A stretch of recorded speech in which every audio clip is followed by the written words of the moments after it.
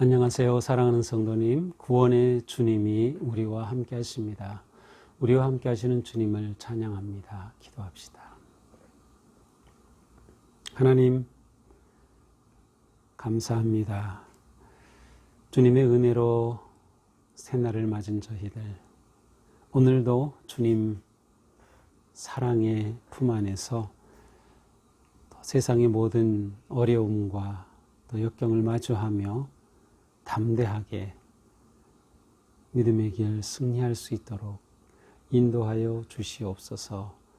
또 말씀으로 다가오시는 주님을 만나고 또 새 힘 얻고 더욱 주님께로 나아갈 수 있도록 오늘도 말씀으로 깨우치고 새롭게 하여 주시옵소서. 예수님 이름으로 기도합니다. 아멘. 네, 오늘 말씀은 시편 55편 전체입니다. 1절부터 23절인데요. 네, 꽤 긴 구절입니다. 그래서 오늘은 제가 한 절씩 읽으면서 곧장 말씀 생각해 보도록 하겠습니다. 시편 55편입니다. 표제는 다윗의 맞으길 인도자를 따라 현악에 맞춘 노래라고 되어 있습니다. 보통 이 시편 55편을 개인 기도시, 탄원시, 애가 이렇게 부릅니다. 하지만 꼭 개인이라고는 볼 수 없고요. 공동체로도 볼 수 있어요. 그래서 한 개인이 공동체를 대표해서 읽고 또 기도하는 시로 보아도 괜찮고요. 다윗의 마스길로 되어 있으니까 다윗의 간절한 그 기도가 후에 공동체 예배 가운데서 또 인도자를 따라 부르는 기도의 노래가 되었다고도 볼 수 있겠습니다. 1절부터 아주 강렬한 그러한 기도로 시작이 됩니다. 하나님이여 내 기도에 귀를 기울이시고 내가 간구할 때 숨지 마소서. 2절을 내게 굽히사 응답하소서. 내가 근심으로 편하지 못하며 탄식하오니. 자, 하나님께 제가 기도합니다. 기도에 귀를 기울여 주세요. 제가 간구하는데 하나님 숨지 마세요. 제 간구에 응답해 주세요. 제게 굽히사는 이렇게 관심을 가지고 이렇게 본다는 뜻이죠. 그래서 제게 집중해 주셔서 응답해 주옵소서. 제가 지금 근심으로 편하지 못하고 탄식하고 있습니다. 왜 이렇게 탄식하는 걸까요? 바로 3절에 곧장 나옵니다. 이는 원수의 소리와 악인의 압제 때문이다. 원수들의 소리, 악인의 압제. 원수와 악인은 같은 사람들을 지칭하는 것이죠. 그들이 죄악을 내게 더하고 노하여 나를 핍박하나이다. 자, 원수들이 소리, 압제, 핍박, 죄악을 더함, 이와 같은 행위를 하고 있습니다.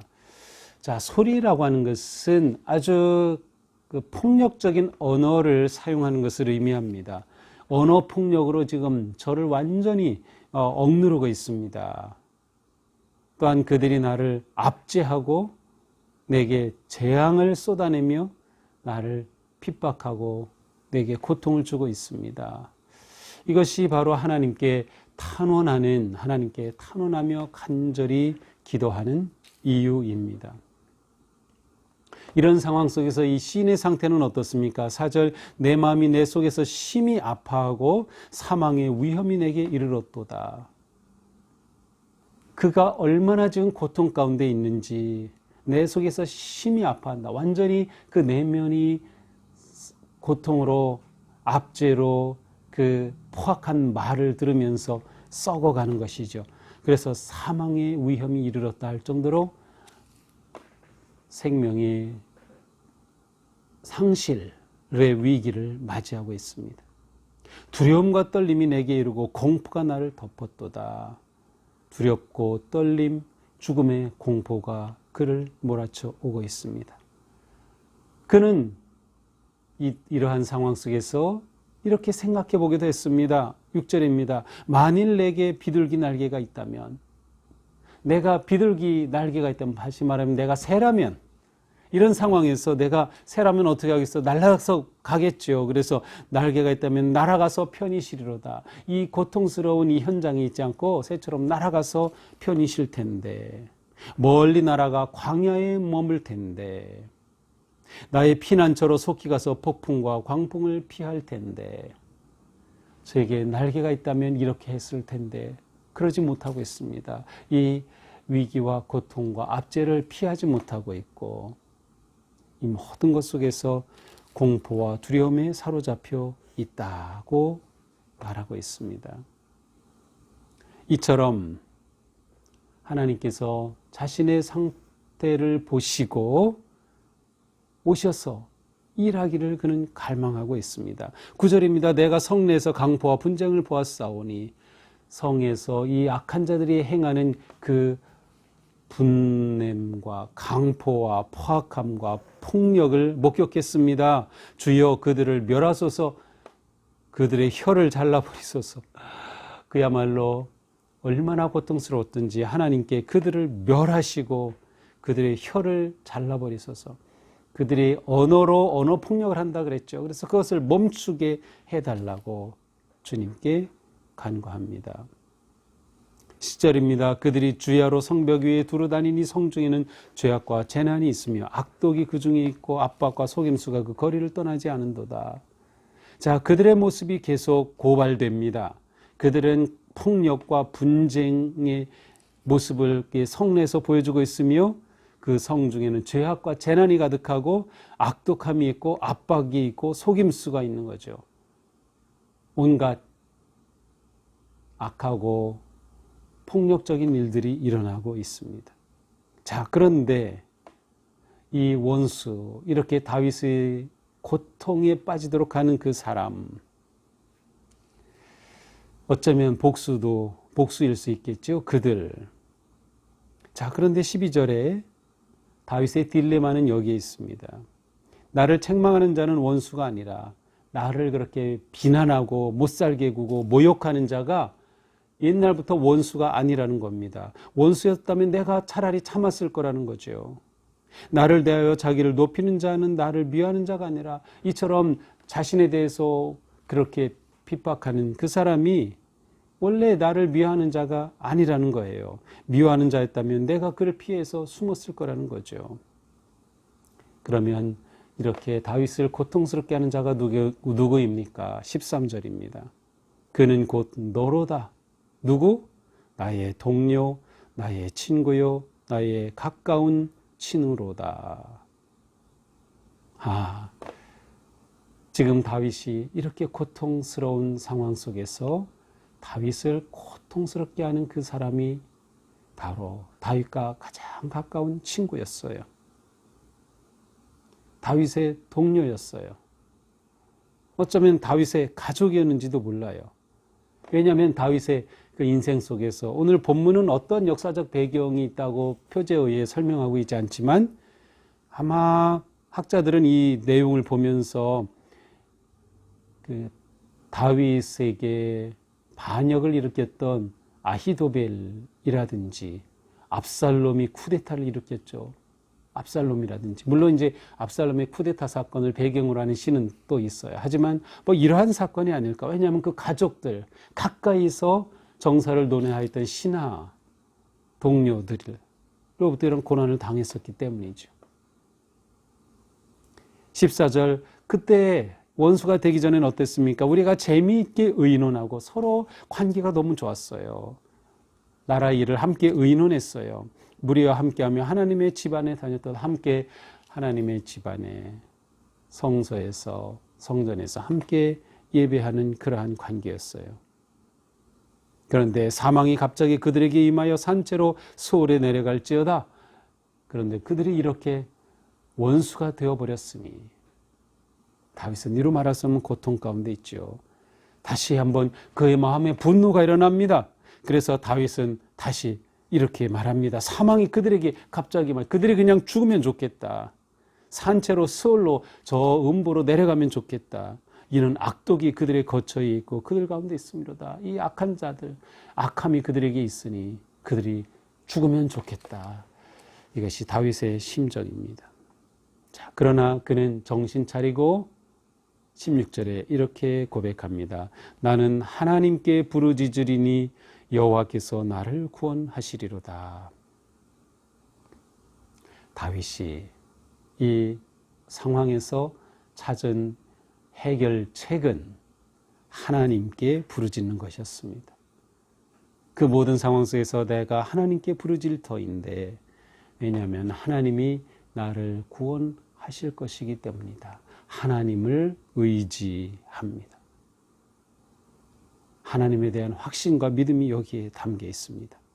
저녁과 아침과 정오에 내가 근심하며 탄식하리니 여호와께서 내 소리를 들으시로다. 저녁에도 아침에도 정오에도, 저녁부터 시작되는 이유는 이스라엘 사람들은 저녁이 하루의 시작입니다. 그래서 저녁에도 아침에도 정오에도 내가 근심하며 하나님께 탄식하고 기도할 터이니 하나님께서 내 소리를 들으실 것이다. 시시때때로 종일 시간을 정하여 하나님 앞에 기도하며 나아가며 하나님께 부르짖겠다는 것이죠. 그때 하나님께서 들어주실 것이다. 18절 나를 대적하는 자 많더니 나를 치는 전쟁에서 그가 내 생명을 구원하사 평안하게 하셨도다. 대적하는 자가 많이 있었지만 지금까지 그 모든 상황에서도 전쟁터에서도 하나님께서는 다윗을 지켜주시고 생명을 구원하시고 평안하게 하셨도다라고 고백합니다. 아마도 다윗은 과거의 승리의 경험, 과거에 하나님께서 그를 이렇게 지켜주시고 보호해 주신 경험을 소환하여서 그 경험을 되새김으로 하나님이 지금도 나를 구원하실 것이라고 하는 그런 믿음을 가지게 되는 것이죠. 근데 우리 성경에서는 평안하게 하셨도다 이렇게 과거 형태로 되어 있어요. 근데 이제 세 번역에 보면은 하실 것이라 미래 형태로 되어 있고, 영어 성경에서는 지금 하신다라고 현재형으로 되어 있어요. 근데 저는 이 개역 개정에 나와 있는 평안하게 하셨도다 이렇게 과거 형태로 본다면 그것은 과거에 그 하나님 도우신 그 기억을 소환하면서 그 과거에 도우신 하나님을 의지하는 것으로 해석이 됩니다. 옛부터 계시는 하나님이 들으시고 그들을 낮추시리이다. 그 원수들을 낮추실 것이다. 왜냐하면 그들은 변하지 아니하며 하나님을 경외하지 아니함이니이다. 그들이 이 시간이 지나면서 전혀 바뀌질 않아요. 그러니 하나님을 경외하지 않고 멸시하는 거죠. 어리석은 자, 우리가 앞에 시편에서 보았던 어리석은 자죠. 그러니 다윗은 하나님께 구하는 수밖에 없어요. 그들이 변하지 않는 거죠. 20절 그는 손을 들어 자기와 화목한 자를 치고 그의 언약을 배반하였도다. 친구였던 원수, 지금은 원수된 그는 손을 들어 자기와 화목한 자를 치고 예전에 자기와 가까웠던 자들을 그렇게 치고 그의 언약을 배반하였도다. 친구의 관계를 깨뜨리고 말았습니다. 악인이 되고 만 것이죠. 그의 입은 우유 기름보다 미끄러우나 그의 입은 얼마나 이빨림이 좋은지 그의 말은 겉으로 볼 때는 우유처럼 미끄럽고 부드러워요. 그런데 그의 마음은 전쟁이요.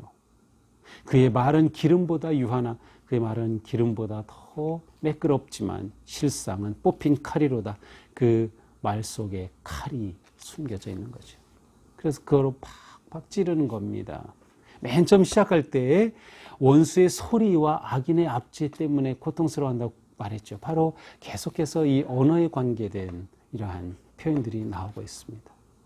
자, 드디어 결론입니다. 22절 내 짐을 여호와께 맡기라. 그가 너를 붙드시고 의인의 요동함을 영원히 허락하지 아니하시리로다. 자, 이것을 개인 시로 본다면, 그리고 다윗 개인으로의 시로 기도로 본다면 내 짐을 여호와께 맡기라 해서 너는 누구일까요? 바로 다윗 자신입니다. 자, 그러니 이것은 굉장히 놀라운 다윗의 신앙입니다. 자기 스스로를 격려할 줄 알았던 거예요. 자기 마음을 위로할 줄 알았던 거예요.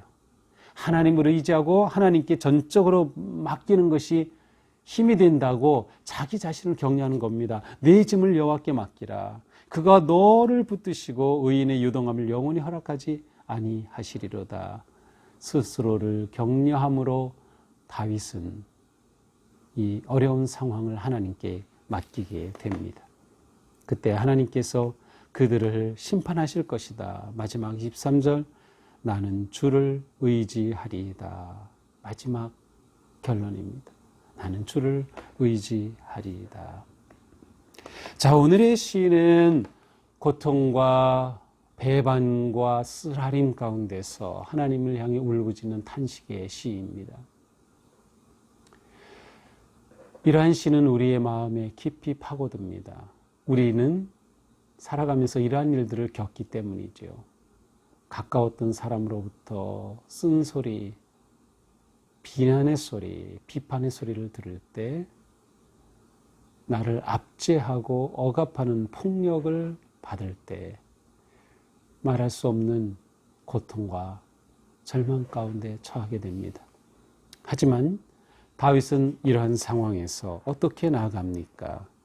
하나님께로 나아갑니다. 어떻게? 기도로 하나님께 나아갑니다. 이것이 매우 중요한 다윗의 모습이죠. 그는 하나님의 성품을 의지하였기 때문입니다. 하나님은 의로우시다는 것, 하나님은 자비로우시다는 것, 하나님은 구원하신다는 것, 하나님은 기도를 들으시는 아버지이심을 신뢰하며 그는 하나님께 기도함으로 나아갔습니다. 기도의 핵심은 무엇입니까? 하나님께 맡기는 것입니다. 다윗은 이 문제를 스스로 해결할 수 없었습니다. 또한 해결하려고 하지 않았습니다.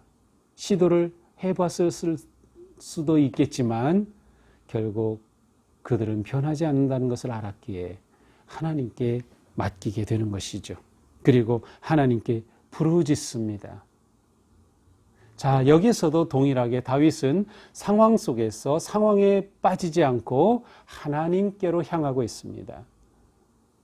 상황을 하나님을 향하는 그러한 도전의 시간으로 삼은 것이죠. 그는 이 고난 속에 겸손하게 하나님께 무릎을 꿇고 하나님만이 저의 구원이십니다. 생명이십니다. 고백하고 있습니다. 이것이 하나님 앞에 솔직한 기도로 표현되고 있습니다. 이렇게 기도하는 사람은 계속해서 자기를 또한 격려할 수 있어야 합니다. 왜냐하면 기도하다가 중단하거나 낙심할 수도 있기 때문에 그래서 계속 격려하는 것입니다. 내 짐을 여호와께 맡겨라. 자기 자신에게 계속 격려하는 거죠. 너 여기서 멈추면 안 돼. 여기서 실망하지 마. 계속 하나님께 맡기자. 하나님께 기도하자. 의지하자. 하나님만 바라보자. 그때 하나님께서 요동함을 허락지 아니하실 것이다. 혹시 오늘의 시가 나와 너무나도 똑같은 상황인 분이 계신가요? 아니면 이러한 상황을 이미 겪어오신 분이 계신가요? 또 어쩌면 우리는 미래에 이러한 어려움을 당할지도 모릅니다. 오늘 우리는 다윗의 이 시를 통하여서 우리가 이러한 상황에 처할 때 나만 그런 게 아니구나. 다윗 같은 성군도 그렇게 엄청난 일을 당하였구나.